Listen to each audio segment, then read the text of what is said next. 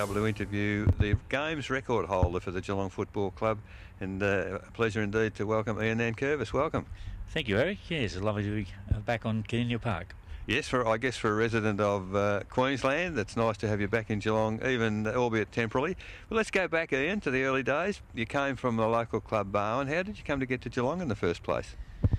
Well, certainly I played all my junior football at the Bowen Football Club, and in those days they had an under-18 competition. And I had to make the decision whether to go and play senior football with Bowen or come and play with the under-19s. And in those particular days they were paying £3, I think, for players to play for the under-19s, and I was a student at the time, and I saw an opportunity to sort of help with my education costs as well, so I came down to the under-19s. So like most of us, I guess, that have had the pleasure of playing here, albeit one game or 300 plus games, you did an apprenticeship through the juniors. Yes, and I think I was probably always fairly light, and I think by playing that extra year in an under-19 competition, it sort of I was able to gain a little bit more confidence, and I suppose being connected with closely with Geelong, I suppose, as far as being under-19s, it gave me a bit of I suppose an idea to go and at least play reserves football. Certainly playing senior football, I probably at that stage thought, well, it was probably out of my reach, but at least I was connected with the Geelong Football Club at the under-19s level. Now, breaking into the senior side, you became one of a duo of great rovers with Billy Goggin, and many years later, probably 7 or 8 years, you suddenly found yourself into the back half. How did that come about? Well, I certainly, when I came to Geelong, I played all my football on the ball with Bowen, and that's really where I wanted to play. And so when I was eventually played on the half-forward flank, but then I eventually got my chance to play with Billy Goggin as a second rover when Gordon Hines suffered an injury and couldn't play.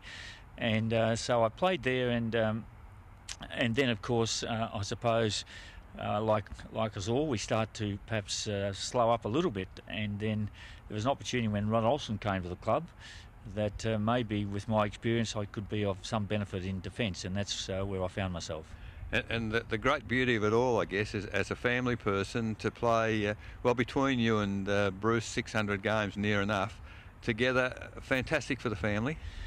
Yes, and standing here on, well, I call it Kardinia Park, but obviously Skilled Stadium, and I can look directly where my mum and dad used to sit at the North Goals, and that was just a great thrill for us that we were able to give them a lot of pleasure over many, many years of playing here on Kardinia Park, and they would be sitting there, and of course now they're in one of the grandstands and still coming along at 85 and 83. So as a family over many years, it certainly gave them a lot of pleasure. And I guess standing here on Skilled Stadium some 30 years after you played, what's the difference in the ground? Well, it's certainly nice and firm and green, and we obviously during the summer months it was lovely, but certainly sometimes during those winter months it became just a hard slog, like many grounds in what was then the VFL. And Kardinia Park certainly has gone under a lot of changes, and it's just lovely to think that you could play on this sort of surface. And to go back to your playing days, 325-day games, wear and tear on the body, you stood up to it all right? Yes, I suppose I was fortunate, and that question has been asked a number of times, and over that period of time I played, I've probably lost a year and a half through injury. 2 injuries, I suppose, stand out, and they were cork thighs, which actually were torn muscles, which kept me out for a number of weeks, a broken wrist, and a torn cartilage. So I was probably very fortunate like many great players, they've had injuries and curtailed their careers, but I was fairly fortunate. And I suppose a topic of conversation about the Nankervis brothers over many years, you're probably 20 years ahead of your time, because you see clubs now, they switch play, they go across goal. You and Bruce did on a regular basis. Yes, well, I think playing in defence, it just to me became a natural progression that the last thing you wanted to do is have the ball in defence, because you really want to score goals. And basically at times if you just kick the ball back to a pack, it sort of would come back. And I believe that if you could pass it to somebody on the other side of the ground, they could probably run another 20 or 30 metres and kick the ball another 50 metres, and then suddenly you're into attack. So to me it just made common sense. And now being a resident of Queensland, lovely weather up there, involved in football at all? Well, when I moved to Queensland, I had no real intention to be involved in football, but I coached the local club Maroochydore for 2 seasons, and in our second season we won the grand final, and I decided that's really where I wanted to finish. And being a school teacher, I'm now involved in St John's College, a local Catholic college on the coast, and they have a competition where we're involved in third term, and so there is some involvement still in football.